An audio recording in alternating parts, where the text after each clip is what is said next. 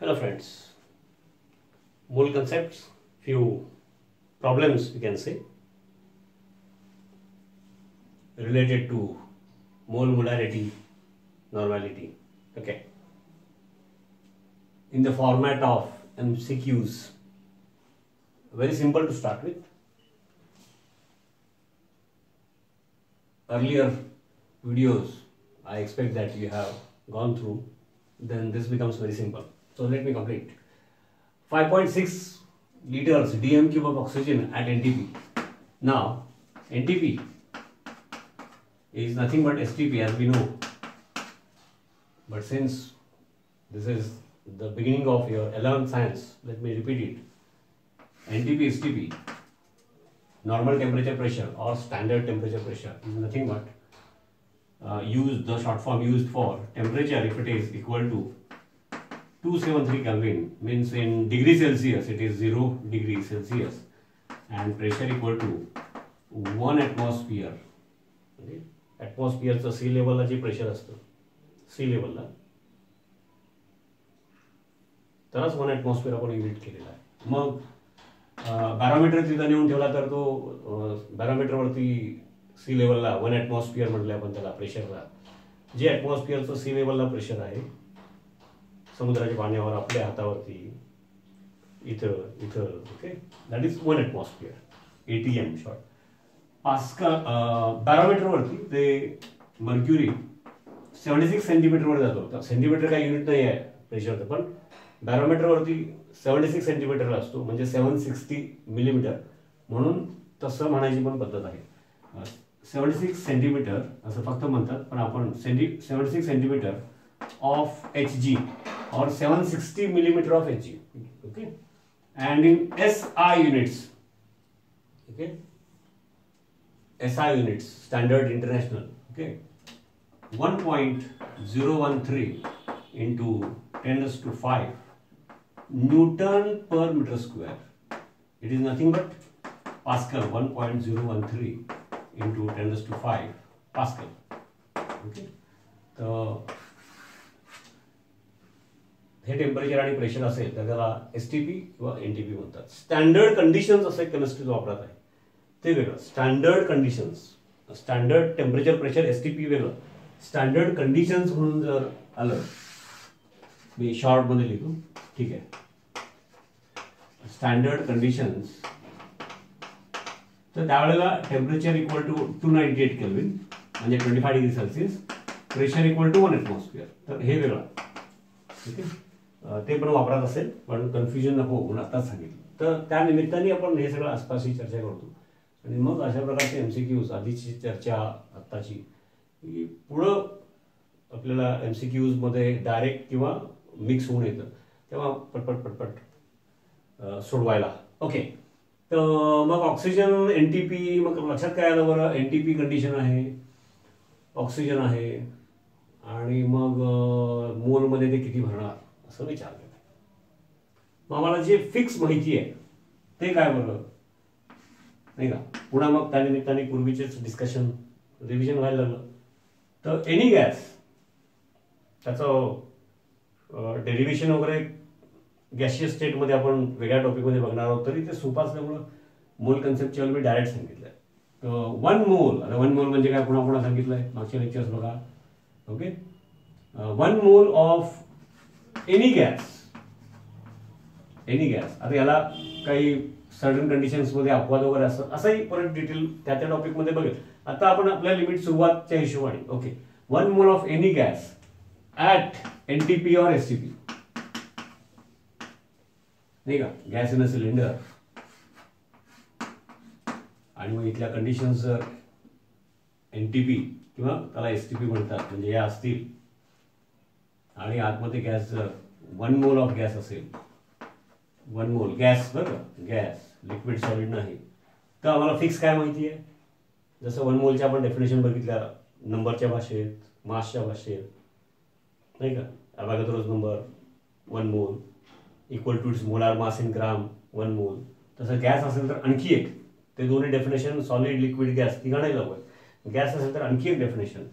तर at STP 1 mole of any gas काय fix आहे, 22.4 लिटर्स म्हणजेच DM क्यूब, म्हणजेच ml मध्ये इंटू 10⁻³ 10⁻³ ml म्हणजे 1 लिटर म्हणजेच DM क्यूब. तर 10⁻³ म्हणजे 2240.0 ml मध्ये हे वापरतात. तर हे आपल्याला माहिती आहे. एवढं माहिती असेल तर आता हे काही विशेष नाही. तर झालं मग STP कंडिशन फिक्स आहे. हे बेसिक आम्हाला माहिती आहे, दिलेलं आहे. तर 22 ऑक्सिजन गॅस आहे.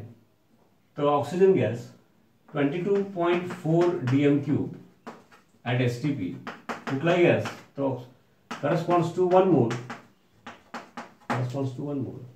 म्हणजे ऑक्सिजन असेल तर 32 gram, number of molecules n, Avogadro's number. आणि इकडं मग 5.6 DM क्यूब दिलेला आहे. 5.6 DM cube which corresponds to how many moles. कारण म्हणजे कॅल्क्युलेशन 5.6 into 1/22.4 एक तर सोपंच आहे. 11.2 ला हाफ मोल, 5.6 ला 1/4 मोल, सोपंच आहे. तरी पण किचकट आकडे जेव्हा येतील त्यावेळेला म्हणून तसं करायचं. आणि मग त्याप्रमाणे इथं जे कॅल्क्युलेशन येणार ते 1 into 5.6 upon 22.4 दोन्ही DM क्यूब असल्यामुळे ते गेट कॅन्सल. आणि त्यामुळे मग तो जे काय येणार ते 5.6 DM cube at STP condition same. तर ते आन्सर येणार 1/4 मोल. त्या निमित्ताने हे मोलच्या भाषेमध्ये किती आलं. आता इथं इज इक्विव्हॅलंट टू म्हणजे इज इक्वल टू अशा अर्थाने आलेलं आहे.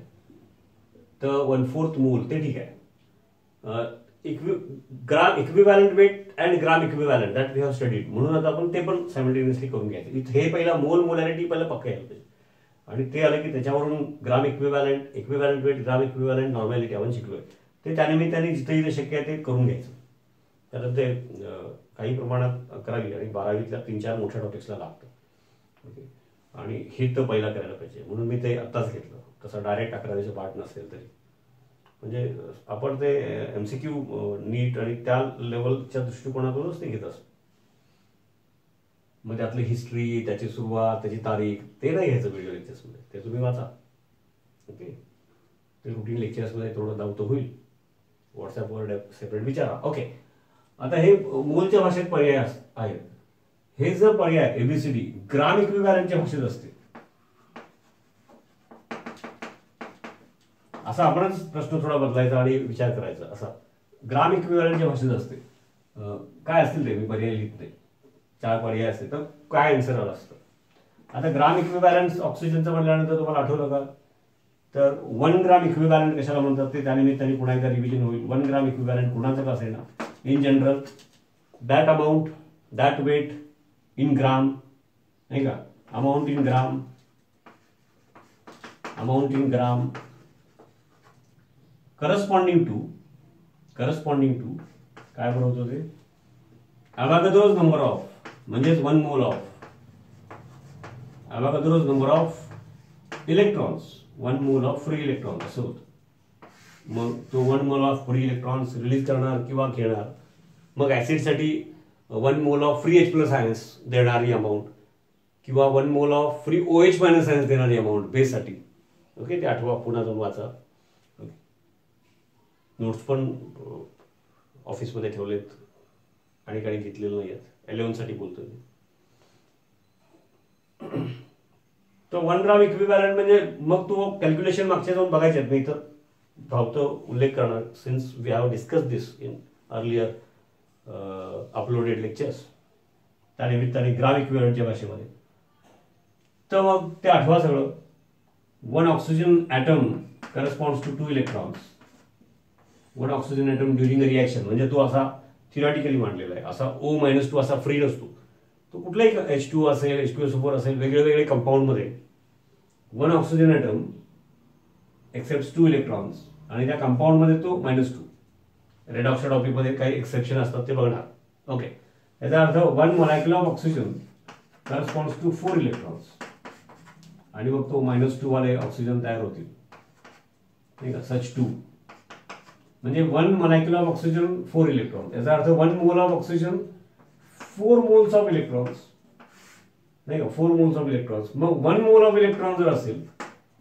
तर 1/4 मोल ऑफ ऑक्सिजन. आता 1/4 मोल ऑफ ऑक्सिजन म्हणजेच 32/4 8 ग्राम. म्हणजेच एनटीपीला त्याचं व्हॉल्यूम किती येणार बरं? 22/4 DMQ. एसटीपीला म्हणजेच किती येतं ते? 5.6 एसटीपीला बरं का. आता हे लक्षात घ्या, झालेली गोष्ट फास्ट रिवाइज केली.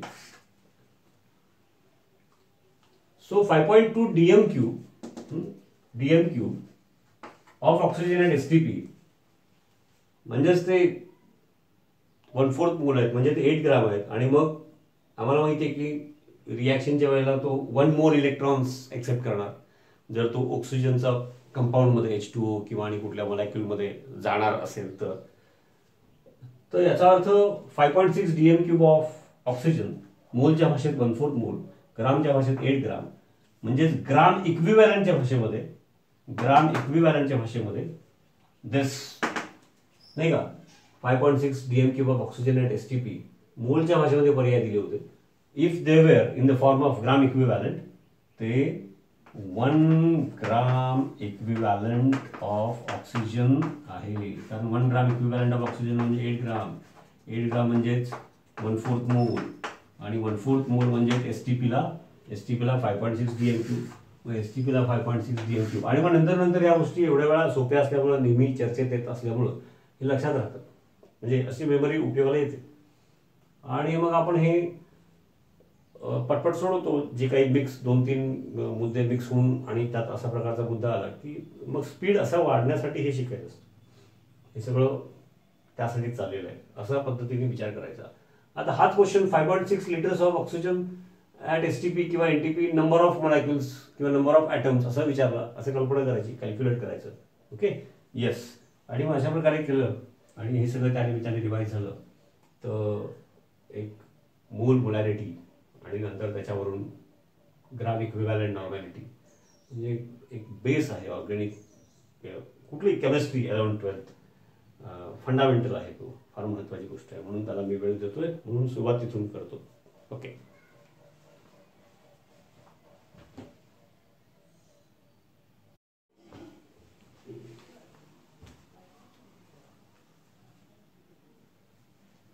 yes, let us now consider one more easy MCQ to start with. This is our beginning 11th chemistry. 22.4 DMQ of water vapors म्हणजे gas. Okay, so H2O in gaseous form, vapors, and 22.4 DMQ liters and NTP means STP. Now that general statement, mole concept for gas, additional part, 1 mole of any gas, any substance in gaseous form. पुन्हा सांगतो, gaseous स्टेटमध्ये तो separate टॉपिकमध्ये काही बारकावे असतात वगैरे, पण हे ब्रॉडली लागू करता येतं म्हणून हे वापरायचं आमच्या दृष्टिकोनातून सध्या आणि पुढे सुद्धा. काही स्पेसिफिक पॉईंटमध्ये असणार आहे. मी का सांगतो ते त्यावेळेला तुम्हाला कन्फ्युज व्हायला नको. हे जनरल, तो स्पेसिफिक मुद्दा जेव्हा येणार तेव्हा काही केसेसमध्ये त्याला एक्सेप्शन आहे, म्हणजे आयसोलेटेड पॉईंट आहे. Okay, forget it. 1 mole of any gas म्हणजे इथं आता गॅशियस फॉर्ममध्ये आहे ॲट एसटीपी. कारण मुद्दा काय की एसटीपीला वॉटर गॅशियस फॉर्ममध्ये असू शकत नाही, कारण टेम्परेचर 273 0 डिग्री सेल्सिअस आणि प्रेशर 1 ॲटमॉस्फिअर. 0 डिग्री सेल्सिअसला वॉटर वेपर फॉर्ममध्ये असू शकत नाही का? असू शकतं. मुद्दा बघा, ऐकावं. परत तो स्टेट्स ऑफ मॅटर पुढच्या एका 11वीच्या टॉपिकचा विषय आहे, इंटरेस्टिंग आहे, सांगून ठेवतो. हे बनवलेलं एक एक्झाम्पल आहे MCQचं. 0 डिग्री सेल्सिअसला गॅशियस फॉर्ममध्ये असू शकत नाही, असू शकतं. एक्सटर्नल प्रेशरवरती अवलंबून आहे. डिटेल्स पुढे येतील. एक्सटर्नल प्रेशर आता जे सी लेवलला, म्हणजे आपण इकडं कमी असतं इतर शहरात, पण समजा आपण स्टँडर्ड अभ्यासासाठी सगळीकडे 1 पकडतो, ते 0.1 ॲटमॉस्फिअर असेल, तर जो लिक्विड आहे तो वेपर असू शकतो ज्या टेम्परेचरला. ओके, तर ते ठीक आहे. तसं गृहीत धरून प्रश्न विचारला तर तसं विचार करून आपण 1 mole of any gas at STP corresponds to 22.4 dm³ liters. आणि ज्या अर्थी 22.4 dm³ water vapour at NTP म्हटलंय म्हणजे STP, याचा अर्थ ते वॉटर वेपर फॉर्ममध्ये, म्हणजे इथे मी गॅसियस बोलतो, हे 1 मोल आहे. इट इज 1 मोल. आता 1 मोल वॉटर म्हणजे equal to its molar mass in gram म्हणजे 18 gram. Equal to its molar mass in gram म्हणजे 18 ग्राम. मग ग्राममध्ये तरी मिळालं, तो 1 मोल आहे समजलं. मग 1 मोल असेल तर equal to its molar mass in gram म्हणल्यानंतर 18 ग्राम हे समजलं. मग 1 मोल असेल तर अवॉगाद्रोस नंबर एवढे मॉलिक्यूल असतात ते समजलं. पण पर्याय ml मध्ये आणि dm³ मध्ये आहे. ठीक आहे, पण आम्हाला आणखी काय माहिती आहे बरं? Density of water equal to 1 म्हणजेच काय बरं? 1 ग्राम पर ml. आता नॉर्मली आपण या युनिटमध्ये वापरतो. अरे म्हणजेच काय बरं? 1 ml ला 1 ग्राम असतं. 1 ml वॉटर घेतलं तर 1 ग्राम असतं. म्हणजे 1000 ml ला 1000 ग्राम. 1000 ml म्हणजे 1 लिटर. 1000 ग्राम म्हणजे 1 kg. आता मी फास्ट बोललो, पुन्हा ऐका, जरा लिहून घ्या, विचार करा. अशी सोपी गोष्ट पॉज करून. तर याचा अर्थ ते 1 kg पर 1 dm³, 1 लिटर. ठीक आहे. पण हे सुद्धा ऍक्च्युअली परफेक्ट विचार केला तर हे 298 केल्विनला आहे. पण या रेंजला आपण वापरतो. ओके, वापरतो. ठीक. प्रेशर 1 ॲटमॉस्फिअर म्हणजे स्टँडर्ड कंडिशन्स, मग अशी बोललो ते 25 डिग्री सेल्सिअस 298 केल्विन असो. फरक 3ऱ्या-4थ्या डिजिटला असतो, पण माहीत असलं पाहिजे म्हणून सांगायचं. हे अशा गोष्टी आत्तापासून सांगितलं की पुढे पुढे हे न सांगताच मग टनाटन गाडी पळायला लागते. ओके, मग डेन्सिटी 1 याचा अर्थ 18 ग्राम ऑफ वॉटर हे 18 ml झाले. 18 ml झाले. इथे 18 ml चा पर्याय आहे. समजा नसता, सगळे dm³ असते तर 1000 ml इज 1 dm³. त्याप्रमाणे इथं 18 ml म्हणजेच 18/1000 म्हणजे 18 इंटू 10⁻³ म्हणजेच 1 2 3 बरोबर आहे ना. म्हणजेच काय बरं? 0.018 dm³. आणखी 1000 ने डिवाइड केलं तर मीटर क्यूब. असं तो स्पीड वाढत जातो. सोपीच गोष्ट आहे. So this is how such simple examples we should first solve and extra practice these examples.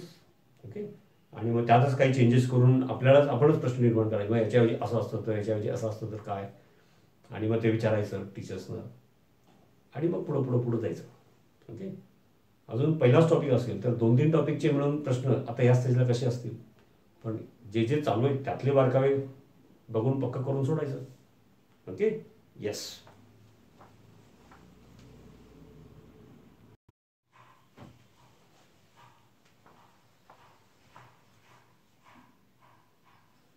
Yes. One more. Easy MCQ. Beginning should be simple but important. Yes. Which of the following has highest mass? Even though highest mass is asked, means weight. Okay. Mass under gravitational field. Physics मध्ये आपण ते शिकत असू. इथं माझा जेवढं weight आहे, gravitational पुल समजा कुठं 1/6 आहे, कुठं विचार करा, तिथं माझा मास तेवढाच आहे, मॅटर तेवढाच आहे, पण वेट माझं 1/6 येणार. ओके, आणि ग्रॅव्हिटेशनल पुलमध्ये कुठं फरक असेल आणि तिकडे जर ऑलिम्पिक झाल्या किंवा झाल्या होत्या का शोधा. तर समजा लांब उडी एक्झाम्पल घेऊया किंवा पोल वॉल्ट, जी नॉर्मली गेली असती, त्याच्यामध्ये तिथं स्पर्धा झाल्या तर फरक पडेल का? हेल्सिंकी ऑलिम्पिक्स बघा शोधून. तर आपल्याला क्वेश्चन हायेस्ट मास म्हणजे हे वेगळे वेगळे दिलेले आहेत, वेगळ्या वेगळ्या फॉर्ममध्ये 4 अल्टरनेटिव्स. तर वेट म्हणजे वेट कुणाचं जास्त आहे असं. तर ग्राम ॲटम त्या निमित्ताने आलं. मग बघा शिकवताना ग्राम ॲटम टर्मिनॉलॉजी मुद्दाम घेतली होती. मोल, मोलॅरिटी, आणि मग ते पक्का झालं तर मग इक्विव्हॅलंट वेट, ग्राम इक्विव्हॅलंट आणि नॉर्मॅलिटी. आणि ते पण शक्यतो ॲसिड बेस ठराविक एक्झाम्पल्स आणि काही एलिमेंट्स तेवढं पक्का केलं की बरंचसं 11वी-12वी मग त्याच्यामध्ये एक एक एक पॉईंट वाढत जातो जसं. आणि त्याला रिलेटेड असलेलेच इनिशियली 1 ग्राम ॲटम. तर ग्राम ॲटम हे युनिट काय आहे? ग्राम ॲटम इज नथिंग बट मोल. फक्त मोल आपण जनरल एलिमेंट्स, मॉलिक्युल्स, आयन सगळ्यांना वापरतो ना. जसं की अवागाद्रोज नंबर म्हणजे n नंबर ऑफ मॉलिक्युल्स कुणाचे पण असतील, n number of oxygen molecules 1 mole, n number of sodium atoms 1 mole, n number of free OH -ions 1 mole. Okay, ते बरोबर आहे. पण एलिमेंटल फॉर्ममध्ये असेल सोडियम, मॅग्नेशियम अनरिएक्टेड एलिमेंटल फॉर्ममध्ये असेल तर 1 मोल, 2 मोल, 3 मोल जे काय असेल ते ग्राम ॲटमच्या भाषेत पण सांगता येतं. झालं नवीन डेफिनेशन. म्हणजे ग्राम ॲटम इज मोल. फक्त मग ग्राम ॲटमच्या फॉर्ममध्ये पण वापरू शकतो मोलच्या ऐवजी फॉर एलिमेंटल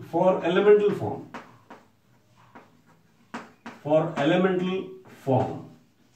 म्हणजे एखादं एक्झाम्पल घेतलं, समजा सोपं एक्झाम्पल मॅग्नेशियम, तर त्याचा ॲटॉमिक मास 24 आहे. याचा अर्थ बघा example 24 gram of magnesium equal to atomic weight in gram. म्हणजे आपण काय लिहितो 1 मोल. मग एलिमेंटल फॉर्ममध्ये आहे ना, तर 1 मोल म्हणण्याच्या ऐवजी दादा तुम्ही 1 ग्राम ॲटम असं म्हणू शकता. आपल्याला माहित पाहिजे, भले नाही वापरलं आपण, पण क्वेश्चनमध्ये आलं 1 ग्राम ॲटम किंवा त्याचा शॉर्ट फॉर्म 1 ग्राम ॲटम. मग थोडी सवय करून घ्यायची ॲटम बरं का. 1 ग्राम ॲटम शॉर्ट फॉर्म. मग 12 ग्राम मॅग्नेशियम असतं. 12 ग्राम मॅग्नेशियम म्हणजे हाफ मोल, म्हणजेच हाफ ग्राम ॲटम. तर त्या निमित्ताने एक सवय झाली. तर हे ग्राम ॲटम ही टर्मिनॉलॉजी मग पॉज करायचं, आपल्या वहीमध्ये लिहून घ्यायचं. नोट्स असतात त्याच्यामध्ये साईडला किंवा मार्जिनमध्ये मुद्दा लिहून ठेवायचा. ओके, आपल्या नोट्समध्ये. आता 1 ग्राम ॲटम ऑफ कार्बन म्हणजे एलिमेंटल कार्बन, सुट्टा कार्बन असं अपेक्षित आहे त्याच्यामध्ये. ओके, आता कार्बन सुद्धा जसं oxygen O2, ओझोनमध्ये O3, normally O2 घेतो आपल्या कंडिशनमध्ये, ठीक आहे. तसं कार्बन सुद्धा जस्ट हिंट देऊन ठेवतो, पुढे येणार कुठंतरी, म्हणजे केमिस्ट्री टाकावी. जसं ऑक्सिजन O2, O3 असतं, सल्फर एसेट फॉर्ममध्ये असतात, फॉस्फरस P4. तसं कार्बन एलिमेंटल हा कार्बन जसं सोडियम मॅग्नेशियम तसा नसतो, C40, C60 असे असतात, ठीक आहे. पण कार्बन किंवा आपल्या नॉर्मल रिॲक्शन्समध्ये सल्फर, फॉस्फरस आपण ते तसं घेतो आणि आपल्या लेवलला काही फरक पडत नाही. आपल्या लेवलला म्हणजे 11वी-12वी नीट वगैरे या लिमिटमध्ये सगळ्यांसाठी बोलतोय. तरी पण माहीत असेल पाहिजे एका टॉपिकमध्ये आहे, एलिमेंटमध्ये आहे. तर ग्राम ॲटमची भाषा म्हणजे एलिमेंटल पकडायचं आहे. तर 1 ग्राम ॲटम म्हणजे equal to atomic weight in gram म्हणजे 12. आता त्याचे आयसोटोप्स ते विचारात घेत नाही. आयसोटोप्स म्हणजे काय 10वीत झालंय, आपल्या नोट्समध्ये आहे, रुटीन लेक्चरमध्ये चर्चेत येणार, सोपी गोष्ट असल्यामुळे. तर याचा अर्थ 1 gram atom okay of carbon, याचा अर्थ equal to atomic weight in gram म्हणजे 12 ग्राम ऑफ कार्बन. त्याला 1 मोल पण म्हणणार आणि 1 ग्राम ॲटम पण म्हणणार. समजलं का? एलिमेंटल फॉर्ममध्ये असेल तर एक्स्ट्रा टर्म मोलसाठी, बाकी काही नाही. ओके, मॉलिक्यूल असेल मिथेन सारखा, ऑक्सिजन O2 सारखा वगैरे, तर तिकडं मोलचीच भाषा, ग्राम ॲटमची नाही. ओके, एवढाच मुद्दा आहे. कमी वापरत आहे पण वापरत आहे, माहीत असावं. मग याचा अर्थ याचं मास म्हणजे वेट किती आलं बरं, हे 12 ग्राम. हे अल्टरनेटिव्ह असं. Half mole of methane. आता मिथेन 1 मोल म्हणजे किती बरं, 12 + 4 16. हा हे पटकन सांगणार. हाफ मोल म्हणजे 16 12 + 4 16, 8 ग्राम. ग्राम मध्ये 8 येणार. 10 ml ऑफ वॉटर. हा, आता कंडिशन्स मेन्शन केलेले नाहीत. If conditions if they are not mention, बघा आतापर्यंत आपण STP NTP मागाशी पण बोललो. Conditions, if they are not mentioned, then they are considered to be standard conditions. Standard conditions. बोललोय मी म्हणून फास्ट लिहिलं लक्षात येण्यासाठी. स्टँडर्ड कंडिशन म्हणजे काय बरं, 298 केल्विन टेम्परेचर, 1 ॲटमॉस्फिअर प्रेशर. त्या कंडिशनला जे आता मग स्टँडर्ड कंडिशन्स प्रमाणे. बट 10 ml आता आम्हाला मास काढायचं आहे नाही का, आणि हे जे दिलंय तर आम्हाला मोल वरून वेट काढता येतं. मास म्हणजे वेट काढता येतं किंवा वेट वरून मोल्स काढता येतं, मोल वरून नंबर काढता येतो, म्हणजे वेट वरून पण नंबर काढता येतो. आणि गॅसेसवाला असेल तर 22.4 DM³ ऑफ एनी गॅस 1 मोल STP ला, त्याप्रमाणे मग हाफ मोल 3 मोल काढता येतं. ओके. मग इथं काय 10 ml ऑफ वॉटर दिलंय आणि स्टँडर्ड कंडिशन्स म्हटल्या कळलं पाहिजे की 10 ml of water is given means it is 10 gram of water. 10 gram of water that's all. आणि आम्हाला मासच विचारलाय म्हणजे वेट. ऍक्च्युअली आपल्या आत्ताच्या ऑन अर्थ आत्ताच्या ग्रॅव्हिटेशनल पुल त्या हिशोबाने weight 10 gram of water that's all. आता 10 ग्राम ऑफ वॉटर म्हणजे किती moles, how many number of molecules ते काढता येते, ते विचारलेलं नाही. ओके. त्यानंतर बघा इथं काय म्हणलं बरं, 3.011 इंटू 10⁻23 ॲटम्स ऑफ ऑक्सिजन, त्याचं वेट विचारलं. म्हणजे 6.022 च्या अर्धा आहे. म्हणजे नंबर ऑफ ॲटम्स 6.022 नाही का, 6.022 इंटू 10⁻23 एवढं असतं तर त्याला 1 मोल म्हणलं असतं. 1 मोल म्हणजे n नंबर ऑफ कोण असतील ते ॲटम्स, आयन्स, मॉलिक्युल्स, हे माहिती आहे मला, हे त्याच्या अर्धा आहे. आणि इथं बघा ऑक्सिजन म्हणले, पण ऑक्सिजन म्हणले आधीच वाचा, गडबडी बऱ्याच वेळेला काय करतो, हे वाचतो हे लक्ष जात नाही, फास्ट गडबड आणि ऑक्सिजन मॉलिक्युल समजून कॅल्क्युलेट करतो, ॲटम्स विचारले तो असे काही किरकोळ चेंजेस करतो. आणि असं अनेक चेंजेस केलेले आणि 2-3 ठिकाणचे मिक्स केलं की ते फास्ट सोडताना चुकतो. म्हणून तर प्रॅक्टिस वगैरे करायची गरज आहे आणि इनिशियली असं व्यवस्थित सांगायची गरज आहे. रुटीन फक्त बोर्डसाठीच शिकायचं असतं तर असं एवढं घ्यायची गरज नसते. ठराविक डेफिनेशन, ठरलेली 2-4 एक्झाम्पल्स त्यातूनच येतं. आता ही थोडी 12वीची बोर्डची लेवल पण वाढलेली आहे, पण तरी सुद्धा फरक आहे. आपण हे या पद्धतीने करतोय म्हणजेच आपल्याला, आणि म्हणून सोपे पण गोष्टी MCQ फॉर्ममध्ये. आता इथं बघा याचा अर्थ हाफ मोल आहे, पण हाफ मोल काय आहे, ऑक्सिजन नाही म्हटलेलं आहे. ऑक्सिजन फक्त म्हटलं असतं तर मॉलिक्युल्स घेतले असते आपण. स्टँडर्ड कंडिशन्समध्ये ऑक्सिजन कुठल्या फॉर्ममध्ये असतो, O2, O3 पण नाही, O पण नाही. त्यामुळे स्टँडर्ड कंडिशन्समध्ये त्याची स्टॅबल फॉर्म कुठला आहे ते घ्यायचं असतं, म्हणजे O2 घेतलं असतं. पण इथं द्यावं मेन्शन ॲटम्स, आणि हे म्हणजे हाफ मोल आहे. हा म्हणजे हाफ मोल नंबर 6.022 इंटू 10⁻23 हा नंबर म्हणजे 1 मोल. मग हा हाफ मोल. तर हे हाफ मोल काय आहे, half mole of oxygen atoms नाही का. आता ऑक्सिजन ॲटमचे 4 ॲटम्स असते तर मॉलिक्युल्स 2, ऑक्सिजन 10 ॲटम्स असते तर मॉलिक्युल्स 5. कळते. तर ऑक्सिजन समजलं ना. मग याचा अर्थ n असतील ऑक्सिजनचे ॲटम्स म्हणजे 1 मोल, तर मॉलिक्युल्स हाफ मोल. असं लगेच पॉज करायचं, कॅल्क्युलेट करायचं, विचार करायचा. मग half mole of oxygen atoms म्हणजेच 1/4 मोल ऑफ O2 मॉलिक्युल्स. आता त्याच्यावर पण काढता येतं, पण मॉलिक्युलची सवय जास्त आहे आपल्याला म्हणून. आता 1/4 मोल ऑफ ऑक्सिजन मॉलिक्युल म्हणल्यानंतर 1 मोल इज 32 ग्राम्स. अनेक वेळा झाले. आता बोर्डवर न लिहिता पटपट समजा बोललो, कळायला पाहिजे अशी अपेक्षा असते टीचरची, किंवा विचारायचं, परत प्रयत्न करायचा. 1 mole is 32 grams, n number of molecules. मग 1/4 मोल म्हणजेच 32/4 8 ग्राम. 8 ग्राम ऑफ ऑक्सिजन. आता 8 ग्राम एवढा वेळा आला, 8 gram of oxygen is equal to its equivalent weight in gram, 1 gram equivalent. क्वेश्चनच्या निमित्ताने असं त्याच्या आसपासचा विचार करायचा.